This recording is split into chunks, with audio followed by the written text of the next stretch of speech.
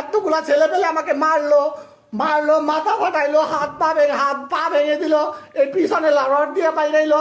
সজল চোখে অপার অসহায়তা, এমন ভাবে মারলো আমারে। প্রাণ ভয়ে কাঁদছেন এক ইসকন ভক্ত।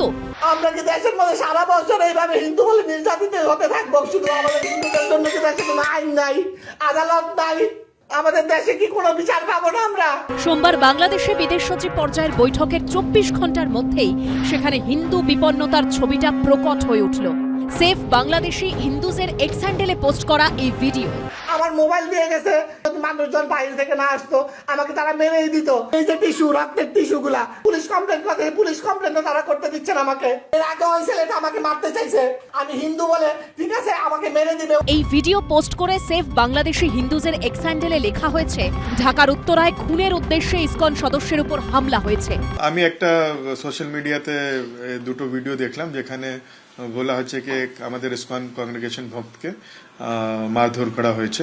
তো এটা খুব আনফর্চুনেট, কেন কি আজকে হিউম্যান রাইটস দিন আছে, আর এরকম খবর পেলেই মতলব এটা কিরকম লাগে। মতলব হিউম্যান রাইটস দিনের আমরা তো 100 দিন থেকে দেখছি কি বাংলাদেশে কি ঘটিত হচ্ছে। ওটাই আমি টুইট করেছি কি ইউনাইটেড নেশন হিউম্যান রাইটস, আজকে তো অন্তত আপনারা জাগুন, আজকে তো হিউম্যান রাইটস দিন আছে। সন্ন্যাসী চিন্ময় কৃষ্ণ দাস গ্রেপ্তার, একের পর এক ইসকনের মন্দিরে হামলার অভিযোগ। ক্রমাগত বাংলাদেশ থেকে ইসকনকে মুছে ফেলার ডাক দিচ্ছে মৌলবাদীরা। ইসকনকে বাংলাদেশে নিষিদ্ধ করতে হবে।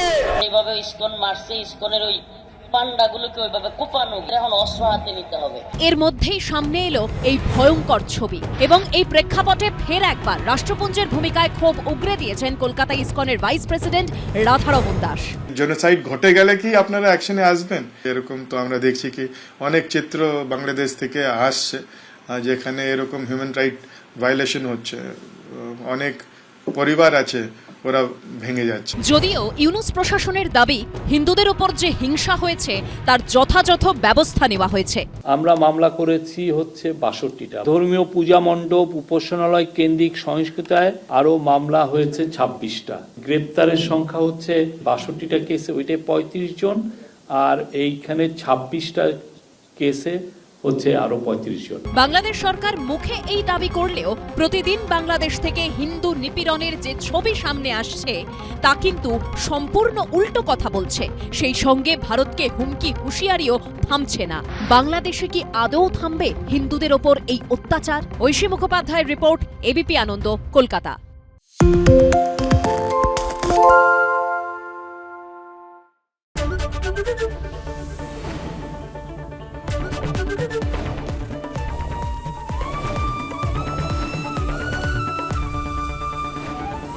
এবিপি আনন্দ, এগিয়ে থাকে, এগিয়ে রাখে।